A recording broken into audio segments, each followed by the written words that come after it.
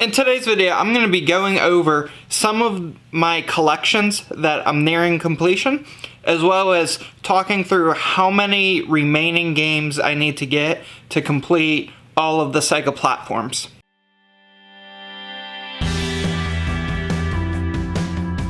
So part of my Patreon is that I allow my patrons to ask me questions that I will turn into videos on this channel.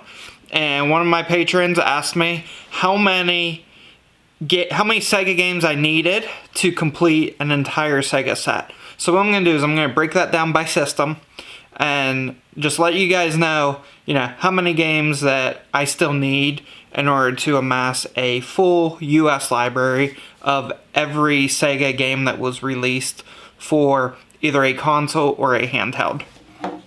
I'm also going to be going over some other platforms, some Nintendo platforms that I'm nearing completion and how many games I need to complete those.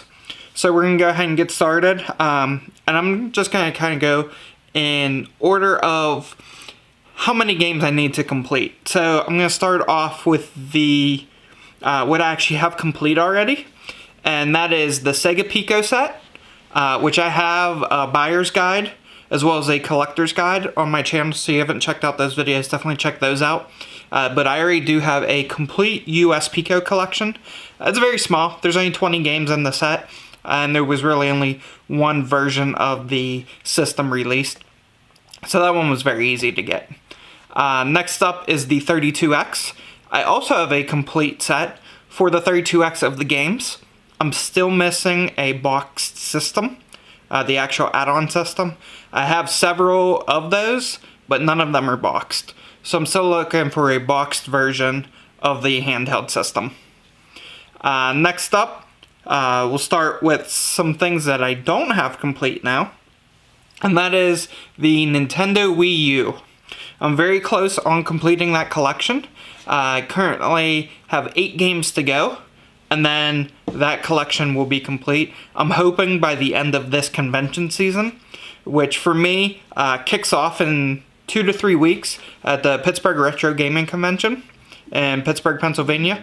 So that'll be my big kickoff for the convention season. And by the end of this season, I'm hoping to have that complete Wii U set. Next up, we go to Sega. Obviously, I'm a huge Sega fan. And a lot of the systems I'm going to be talking about in this video are going to be Sega related, because that is what I'm truly going after right now. The Wii U just kind of became a side project where I was a huge fan of the Wii U. I first got into it back when the Zelda Wii U system was released, the Wind Waker version, one of my favorite games. And so at that time I had acquired Wii U, got the Zelda version, and that really got me into it. I love the system. And so once I complete that collection, again, hopefully this year, there's only 8 games to go, and they're not very expensive, they're just more difficult to find. So once I get those, I'll definitely be doing probably a series of videos about the Wii U, why I like it so much, what I feel its benefits are, as well as some drawbacks. But next to that would be the Sega Game Gear. So Game Gear, I'm very close on a complete collection as well. 23 games is what I still need for the Game Gear. A couple of those are extremely difficult to find. Codemasters titles weren't very popular, and are very difficult to find. Once again, I'm hoping by the end of the convention season this year to at least have 50% of those knocked out. Be amazing to complete that collection this calendar year. So 23 games on the Game Gear lineup. Next up, another Sega system, and that's the Master System. So I have a lot of Master System games. I have box systems, things like that. There's tons of variants I don't have just because of how many variants there are. I'll still be pursuing those. But as of right now, I have 78% of the set, so I'm still missing 25 games for the Sega Master System. Just like the Game Gear, hoping to take a big chunk out of that this convention season. I don't anticipate completing that set this year, but, you know, if I can pick up 10 to 15 games, that'll really cut into that, and that would be awesome. Right now, my primary focus is Sega Genesis, so that's kind of what I'm in full mode on, is completing the Genesis. Next up, we have the Nokia N-Gage. So I put out a video several weeks back, maybe about a month ago now, talking about my current Nokia N-Gage collection. And that set is not very big. I have 14 games in that set. I'm still missing 44 games. So I've been slowly accumulating those. Not necessarily looking for those games, but if I come across them, I'm definitely picking them up if I don't have them. Next up is Nintendo 64. So I have 243 out of the 298 games that were released for the N64. Or sorry, 296 were released for the N64 in the US. And so what that looks like is 53 games left to go. About a year and a half ago, I was real heavy into the N64. I got some really good deals on some large lots that kind of boosted that collection. And so I'm still looking for those. Not as actively as Sega Genesis, but I'm still hoping, you know, to progress in that. Obviously, the Nintendo 64 games that I still need are some of the more sought-after ones, more of a limited production, if you will. Things like Clay Fighter Sculptor's Cut, you know, those Blockbuster exclusives, Indiana Jones, Blitz Special Edition. Still missing those Blockbuster exclusives, as well as some of the other Bomberman Second Edition, or Second Attack, things like that. Next up, Sega CD. So one of my favorite systems, truly an add-on for the Sega Genesis. As I mentioned, I have already completed 32X. So along with the Genesis, I'm really going after Sega CD. There's a lot of great games, in my opinion, on that system. I know there are a lot of FMV type games, but they're not all that bad. And so right now I'm at pretty much half of that set completed. So I have 75 games, and there's still 73 I need to get. Those games are a little bit tricky. Not all of them are expensive, but some of them are. And I'm not really looking to pick those up at conventions. Typically those will, you know, yard sale, flea market. If I see a good deal at the convention, I'll definitely pick some of those up. I know last year at Pittsburgh Retro Gaming Convention, I picked up a bunch of Sega Saturn games that were all under $5 each, complete in box, or complete in case. And so if I come across those deals, I'm definitely going to pick them up, but not something that I'm not looking to go in and buy Kyo Flying Squadron complete at a convention for, you know, $1,200. That's, or $2,000, whatever it is these days. All right, next up, Sega Dreamcast.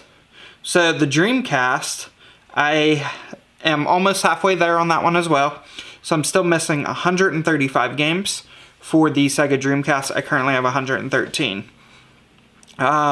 Next up is Sega's largest library, the Sega Genesis. So for those that aren't aware, the Genesis had 707 games. Some people say 706, some people say 707, whether you include Outback Joey, which was part of Heartbeat Personal Trainer or not. Regardless, I consider the Heartbeat Personal Trainer part of the Genesis lineup. So most likely I'm not going to buy Outback Joey loose. If I'm getting Outback Joey, it's going to be complete in box as part of the Heartbeat Personal Trainer. For that system, I currently have 546 of those games out of the 707. So I'm still missing 161 if you include Outback Joey, or 160 without Outback Joey. Been real heavy into that, you know, the past year or so. Really focusing on Sega Genesis as much as possible. You know, I kind of saw how the price spikes happened, you know, from people progressing from NES to Super Nintendo. And I really wanted to complete that Genesis set, before, people may have shifted from Super Nintendo over to Sega Genesis just because of the price difference there. There's a lot of shared titles that are on both platforms. And cost-wise, the Sega platform is a lot less expensive than the Super Nintendo platform. Next up, we're actually going to touch base on my HD DVD collection. So for those that follow me, I collect HD DVDs. I have for a while. And that collection is pretty far along. I have about 65%. There's 477 HD DVDs that were released. It's actually a very small number considering how many DVDs are out there, how many Blu-rays are out there now, how many VHSs were out there, how many Laserdisc movies are out there. Those types of numbers are astronomical. So for HD DVDs, I only have 477 releases. It's actually a relatively simple collection to obtain when you match it up against the rest of the film industry and those other formats. So I'm missing 171 HD DVDs still. I currently have 306. Sega Saturn. This is probably, in fact, it is my smallest Sega collection. I have out of everything. I go figure it's the most expensive set. So there's 247 games. I currently have 65 of those 247. So still 182 to go. Like I said, I'll pick them up. A lot of the Saturn games, just flea markets, garage sales, those types of things. Or if I see, when the convention's closing, if there's any excess inventory left, usually, I'll go through in those last hour or two that's left for that day. And, just make some offers on some of the Saturn games. If they take them, great. If not, oh well, I'll hold out. Not looking to pay top dollar for Sega Saturn games, especially right now. Next up, I've covered this on my channel before. That's my Panasonic 3DO collection. Very small collection. There's 221 games in the set. I currently only have 22, so still 199 to go in that set. Nintendo GameCube.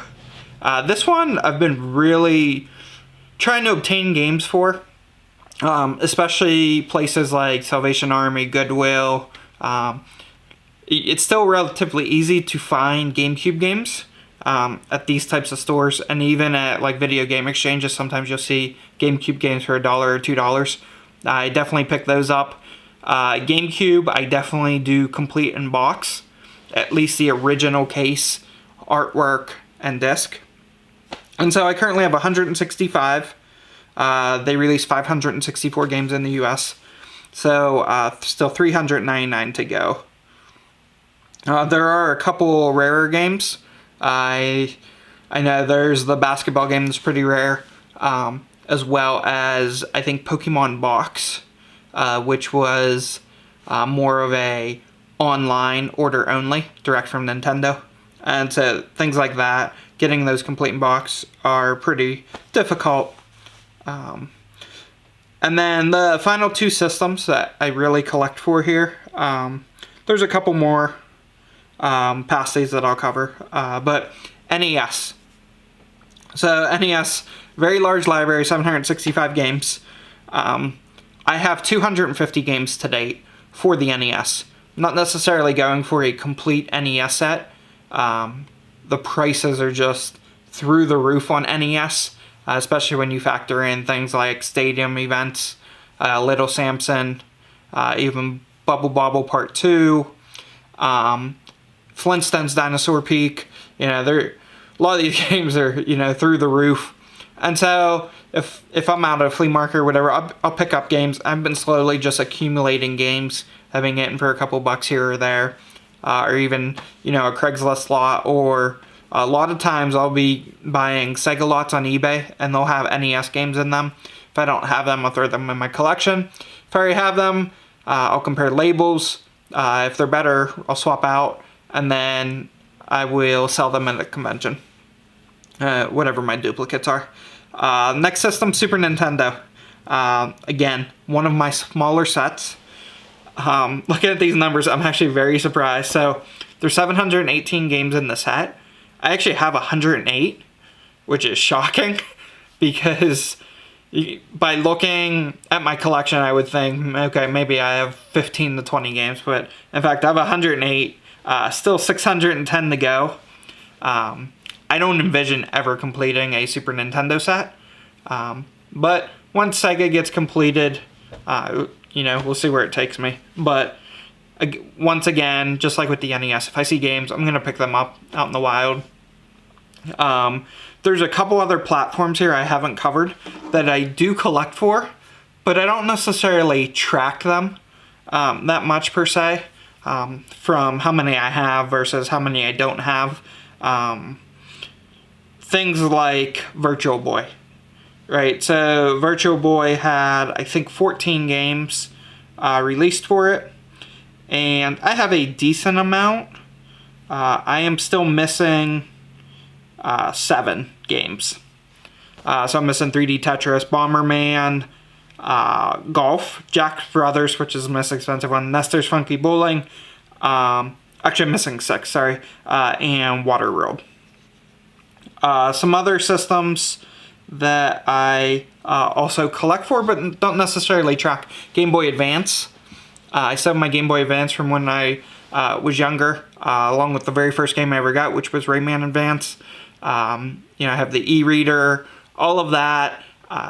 Don't really track necessarily, you know, to a complete collection.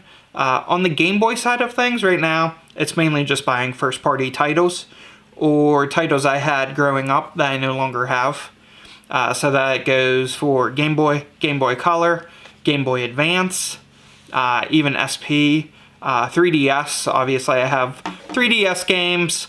Not really tracking those. I think I only have maybe 10 to 15 3DS games, mainly the newer Pokemon games. Xbox One, probably have around 20 games for the Xbox One. Nintendo Switch, have between 10 and 15 games there.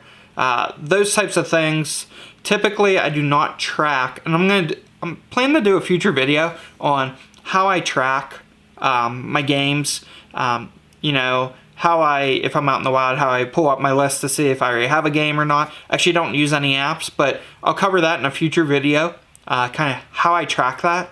But what I typically do is I don't really start tracking until games are no longer produced for a system. The Nintendo Wii was the only exception, just because, you know, they keep releasing Just Dances.